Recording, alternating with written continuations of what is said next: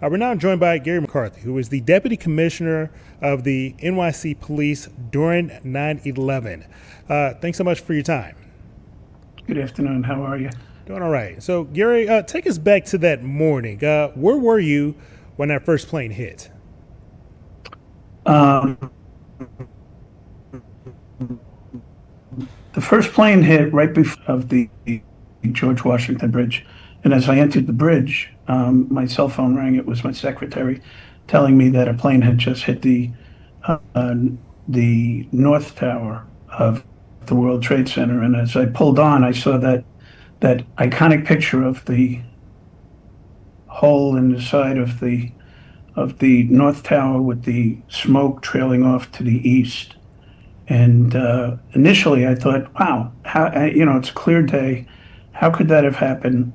And actually, before it, a couple of months before it, there was a Yankee pitcher named Corey Lytle who accidentally flew a plane into a building in Manhattan, and that's the first thing I thought of. And I said, "That hole is way too big to be a Cessna or a small plane like that." So uh, that was the first thing. And what was your reaction when you later learned that this wasn't just an accident, that our country was actually under attack? Well, so the way it played out was I initially was not going to go to the scene. There's the saying, everybody has to touch the plane. Everybody wants to run to the scene and figure out what to do. I was actually going to go to my office at police headquarters, which is only about 4 blocks away. And I determined that I was going to go to the scene instead because it just wasn't making sense. And I arrived at the scene pretty much about 200 yards away when the second plane hit the South Tower. And I got to tell you something, and it still gives me goosebumps when I think about it. Over the radio, a police officer put over the air, uh, "Central, be advised, the second plane just hit the South Tower. Notify the military, we're under attack. We need air cover." And I remember just looking at the radio and looking at my driver, like, how do we get in touch with the military? I'm number three in the NYPD, and I don't know how to do that. And it was at that precise moment that I realized that we had quite a problem, quite an issue going on. And you were there in that moment and realized that there was a problem. I guess walk me through what was it like there on the ground when the towers actually came down to the ground?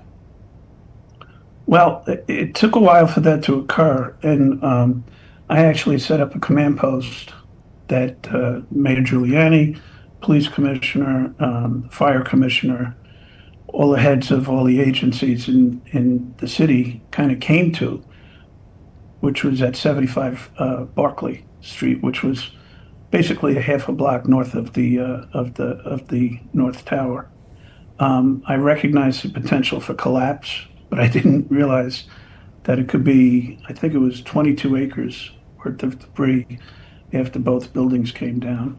The mayor was on the phone with the vice president about 10 feet away from me in an office, uh, off the main part of this larger office where we set up this command post. And, the lights went out, the room filled up with smoke. Um, and there was this sound. It was like cha-chunk, cha-chunk, cha-chunk, and a roar. And it just kind of went on for, I don't even know how long, probably 2 or 3 minutes. And I didn't know what it was, but it turned out that that was the North Tower falling on top of the building that we were in. Um, so at that point, once it stopped, we realized that the entrances were blocked and we couldn't get out of that building. I don't know how long it went on for, quite frankly, but eventually I found a way out onto the backside of the building.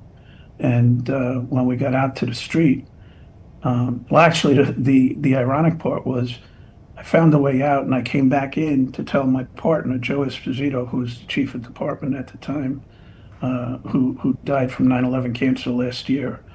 I said, "Joe, I got a way out." And he said to me, hold on, Gary. He says, are we better off outside or inside? And I said, oh, I don't know, Joe. I have no idea. But, we got to get outside and take charge of what's going on. And he said, okay, okay. He said, but let's go back inside and make sure that we're not leaving anybody behind, which was typical Joe Esposito. And I was like, but we could go out. Oh, damn it. Okay, let's go. And we went back in and we got a couple more people out. When we hit the street, it was chaos. People were running all over the place. And as we got to Broadway, we were trying to decide where to go because we didn't think we could go to police headquarters because we figured that was a target. The second building came down. And I watched it from about 2 blocks away, kind of transfixed on Broadway. And I got to tell you, it was a magnificent sight, as terrible as it was. And Espo looked at me and said, Gary, we just lost a lot of people. And all of a sudden, we realized that we had to get out of the way because it was coming at us like a tornado. And we ducked into the lobby of a building with a couple of staff people. And we got stuck in there for a few minutes. It took us a little while to get out. And eventually, Espo and I decided that we were going to go to City Hall Park, which was a fenced-in perimeter, and we were going to start from there. We were going to bring in what's known as field command posts. They're basically communication buses, and get some heavy weapons because we realized that we were at war, and we were thinking about what was going to happen next. Were they going to come up out of the subways with AK-47s and start shooting people? And it turns out that in the middle of that, when we had no communications, somehow the first deputy commissioner, Joe Dunn, who outranked myself and Joe Esposito, had gotten back to police headquarters and evacuated the building.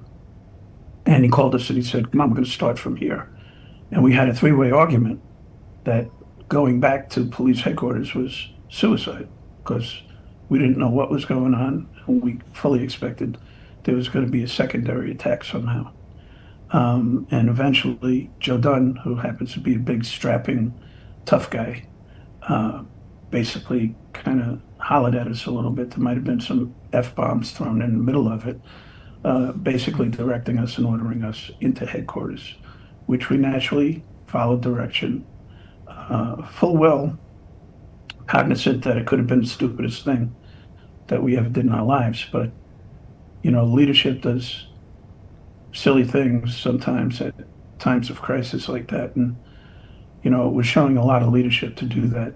And Joe Esposito and I walked over to headquarters and we started from there. By 2 in the afternoon, I had gone back to the scene because we didn't have communications and I was reporting back what was going on.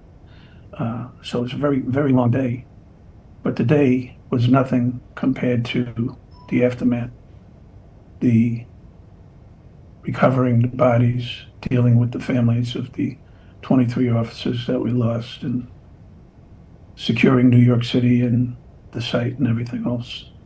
3 funerals in one day. Families would have memorial services because they had given up hope of finding their loved ones, and then we would find a bone fragment and DNA would identify one of our officers, and now we had a funeral that we went to.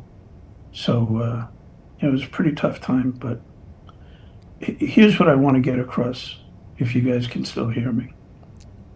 When I think back 24 years ago, I feel like we actually had a United States of America. And today, especially based upon the assassination of Charlie Kirk, I feel that the divide in this country is as great as it ever was, even going back to the Civil War. I don't think that it needs to be like that. I think we've got to do better. Yeah, that was a powerful testimony that you just gave us a firsthand account of what happened 24 years ago today in New York City. I do want to ask you, looking back, what lessons did you take from that day that maybe still guides you today? I'm always been a wise guy, so forgive me for this. Keep a pair of boots in my truck at all times because I was wearing a suit and I didn't have a change of clothes for 5 days. Um, don't park so close to the scene. Um, like I said, I recognized the potential for collapse, but I didn't think that it was going to be as large as it was. Um, and the thing that the NYPD did correctly, and nobody recognizes this, but history should, is that we had mobilization drills where if there was a critical incident that occurs, you could mobilize everybody in one borough, or you could mobilize everybody in two boroughs, or three or four, or you could have citywide mobilization. And we had practiced and practiced and practiced these mobilizations, and it paid off in spades on 9/11 because when I went back out to the scene after a couple of hours, as I walked around the 22 acres, and by the way, I'd be remiss if I didn't tell a story.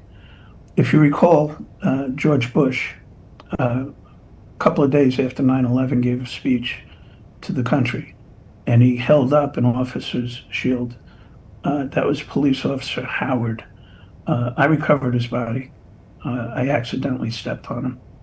And it turns out that I had worked with his brother, who was an NYPD guy, uh, when I went back out to the scene.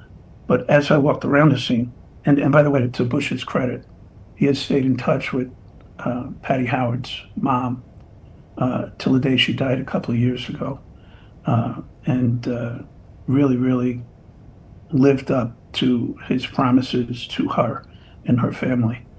Um, as I went around the scene, I found the mobilization points, and what was happening was officers were coming in, reporting in, getting put on rosters so we knew who was there, and directed out to different locations with intelligent direction of what to do. And that was executed extremely well, to the point that by 3 o'clock in the afternoon, we knew that we were missing 22 police officers, which is pretty incredible considering that we had a couple of thousand there at the time. And the only reason that we didn't realize that we were missing a 23rd was there was an officer named Perry who had decided to go to law school and was resigning from the department, went to police headquarters to resign. When he heard about the attack, he went to the scene to help, off duty, obviously, and he died in the second collapse of the south tower, not north tower, came down sick. So train, drill, prepare for the unexpected, have your equipment ready to go, and maybe sometimes don't walk so close. Gary, on this anniversary, 24 years later, what message do you want people at home to remember about 9/11? It doesn't go away.